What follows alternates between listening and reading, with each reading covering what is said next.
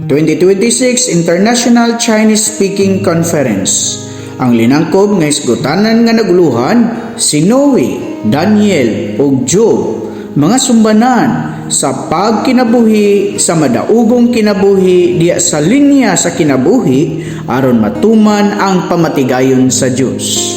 Simana 4 nga naguluhan si Job ug ang duha ka kahoy.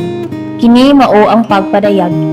Kini nga talamdan dunay upat ka mga Roman numerals ug gibahin kini sa tulo ka pagkabahin. Ang Roman numeral 1 ug 2 mao ang unang pagkabahin nga mao ang pinadayag. Ang Roman numeral 3 mao ang ikaduhang pagkabahin nga mao ang aplikasyon. Ug ang Roman numeral 4 mao ang ikatulo nga pagkabahin nga mao ang kasinatian. Ug karon moadto ta sa unang pagkabahin nga mao ang pinadayag.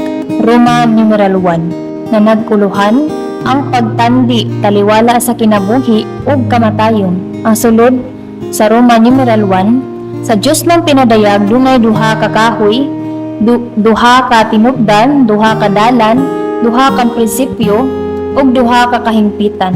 Genesis 2:9. Ug nagpaturok si Jehovah nga Dios gikan sa yuta sa tanang kahoy nga matahom tan-awon ug maayo kanon. Maingon man sa kahoy sa kinabuhi, taliwala sa tanaman, ug sa kahoy sa kahibalo sa maayo ug sa dautan. Kini nga Roman numeral, dunay 5 ka mga subpoints nga naghisgot ang pagtandi taliwala sa kinabuhi ug kamatayon. Point A. Duha ka kahoy. 1. Nagtimaan ang kahoy sa kinabuhi sa tulo usang Dios nga kinabuhi sa tawo sa iyang relasyon kaniya. 2. Nagtimaan ang kahoy sa kahibalo sa maayo ug sa dautan ni Satanas sa yawa sa dautan nga kamatayon sa tawo sa nahulog siya atubangan sa Dios. Point B. Duha ka tinubdan. 1. Ang kahoy sa kinabuhi mao ang tinubdan sa mga tawong nagtinguha sa Dios na kinabuhi aron mosangkap ug mapahimuslan nila. 2. Ang kahoy sa kahibalo sa maayo ug dautan mao ang tinubdan sa mga tawong misunod ni Satanas nga mohilo nila ngadto sa kamatayon ug walay katapusang pagkalaglag. 3. Ang resulta ning duha ka tinubdan mao ang duha ka gingharian, ang gingharian sa Dios ug ang gingharian ni Satanas. Point C. Duha ka dalan. 1. Ang unang dalan mao ang dalan sa kinabuhi, ang sigbit nga dalan aron magtinguha ang tawo sa Dios, makabaton sa Dios ug makapahimulos sa Dios diha sa walay katapusang kinabuhi niya ingon nga sangkap.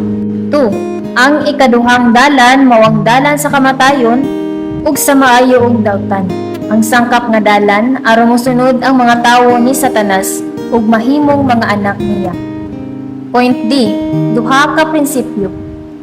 1. Ang unang prinsipyo mao ang prinsipyo sa kinabuhi, ang prinsipyo sa pagsalig sa Dios. 2. Ang ikaduhang prinsipyo mao ang prinsipyo sa kamatayon ug sa maayo ug dautan, ang prinsipyo sa dili pagsalig sa Dios. Point E.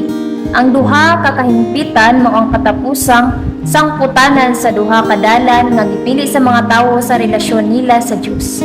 1. Ang kahimpitan sa dalan sa kinabuhi sa Dios mao ang syudad sa tubig sa kinabuhi, ang bag-ong Jerusalem. 2. Ang kahimpitan sa dalan sa kamatayon ug sa maayo ug dautan mao ang linaw kalayo. Roman numeral 2 nga naguluhan, ang tuyo sa Dios nga naa sa linya sa kahoy sa kinabuhi. Ang sulod sa Roman numeral 2, dili tuyo sa Dios nga makabaton og hub nga naa sa linya sa kahoy sa kahibalo sa maayo ug dautan kun dili hub nga naa sa linya sa kahoy sa kinabuhi. Hub 4:8. Sumala sa akong nakita kadtong nagdaro og kadautan ug kadtong nagpugas og kasamo mag-ani niini. Kini nga Roman numeral dunay upat ka mga subpoints ug gibahin kini sa duha ka pagkabahin. Ang unang pagkabahin mao ang point A ngadto sa C nga naghisgot ang tuyo sa Dios nga naa sa linya sa kahoy sa kinabuhi. Ug ang ikaduhang pagkabahin mao ang point B nga naghisgot ang tuyo sa Dios sa pagbato. Point A. Ang pagpangatarungan ni Job ug sa iyang mga higala sumala man sa linya sa kahoy sa kahibalo sa maayo ug daotan. Point B. Si Job sama sa iyang mga higala nahunong diha sa kahibalo sa husto ug sayo, wala makaila sa pamatigayon sa Dios. Point C. Naa sa gisakpan sa kahoy sa kahibalo sa maayo ug daotan si Job ug ang iyang mga higala naningkamot ang Dios sa pagluwas kanila gikan ni anang ginsakpana ug gibutan sila ngadto sa ginsakpan sa kahoy sa kinabuhi. Point D. Ang tuyo sa Dios sa pagbatok kang Job pagbalhin man kaniya gikan sa dalan sa maayo ug daotan ngadto sa dalan sa kinabuhi aron hingpit gyud niya ug karon maadto sa ikaduhang pagkabahin nga mao ang aplikasyon. Roman numeral 3 nga naguluhan ang panan-awon sa kahoy sa kinabuhi nga ang Dios diha ni Kristo nga atong kalan-on. Ang sulod sa Roman numeral 3 nagkinahanglan ta sa panan-awon sa kahoy sa kinabuhi ang panan-awon sa Dios diha ni Kristo nga atong kalan-on. Bugna 22:2 ug sa daplin diri ug sa pikas daplin sa suba mao ang kahoy sa kinabuhi nga namunga sa napulog duha ka bunga nga matag bulan mamunga sa bunga niini ug ang mga dahon sa kahoy alang man sa pag-ayo sa mga nasod. Kini nga Roman numeral dunay 5 ka mga subpoints ug gibahin kini sa duha ka pagkabahin. Ang point A ngadto sa D mao ang unang pagkabahin nga naghisgot ang panan-awon sa kahoy sa kinabuhi nga ang Dios diha ni Kristo nga atong kalan-on ug ang point E mao ang ikaduhang pagkabahin nga naghisgot ang walay katapusang pahat. Point A. Nagtimaan ang kahoy sa kinabuhi sa tuloos ang Dios diha ni Kristo aron ipaambit ang iyang kaugalingon nganha sa piniling katawhan niya nga kinabuhi ingog kalan-on. Point B. Ang kahoy sa kinabuhi mao ang sentro sa universo. Point C. Padayag sa bagong tugon nga si Kristo mao ang katumanan sa hulagway sa kahoy sa kinabuhi. Point D. Ang tanang aspeto sa malangkugon sa tanan nga Kristo nga gipadayag sa ebanghelyo ni Juan ang sangputanan sa kahoy sa kinabuhi. Ug ang point E. Ang pagpaymulo sa kahoy sa kinabuhi mao ang walay katapusang pahas sa tanang tinubos sa Dios. Ug karon madto ta sa ikatulo nga pagkabahin nga mao ang kasinatian.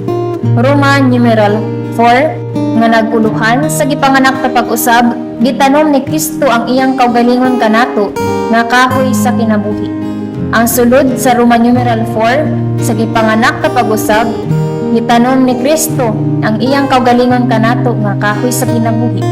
Juan 1:12 apan sa tanang nidawat niya gihatag niya kanila ang katungod nga mahimong mga anak sa Dios sa mga motuo ngadto sa iyang ngalan. Kini nga Roman numeral dunay 4 ka mga subpoints ug gibahin kini sa duha ka pagkabahin. Ang point A ug B o ang unang pagkabahin nga naghisgot sa praktikal nga pagkinabuhi nato ug ang point C ug D o ang ikaduha nga pagkabahin nga naghisgot sa adlaw-adlaw natong pagkinabuhi.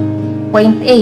Sa praktikal nga pagkinabuhi nato wala tingali ta sa linya sa kahoy sa kinabuhi kundili sa linya sa kahoy sa kahibalo sa maayo ug daotan. Point B. Dunay gitinguha si Job diha sa ginsakpan sa maayong pamatasan apan kita nga mga magtutuo ni Kristo magtinguha gyud diha sa ginsakpan sa Dios. Point C. Sa adlaw natong pagkinabuhi dili kita maanaa sa ginsakpan sa kahoy sa kahibalo sa maayo ug daotan kundili sa ginsakpan sa espiritong taghatag ug kinabuhi. Point D. Tuyo sa Dios nga pukanon ug tukuron ta pag-usab sa iyang kaugalingon nga kinabuhi ug kinaiya nato aron mahimo tang mga tawo nga bug-os gyung nausa nila. Simana 4 nga naguluhan si Job ug ang duha ka kahoy. Kini nga talamdan dunay 4 ka mga Roman numerals ug gibahin kini sa tulo ka pagkabahin. Ang Roman numeral 1 ug 2 mao ang unang pagkabahin nga mao ang pinadayag. Ang Roman numeral 3 mao ang ikaduhang pagkabahin nga mao ang aplikasyon.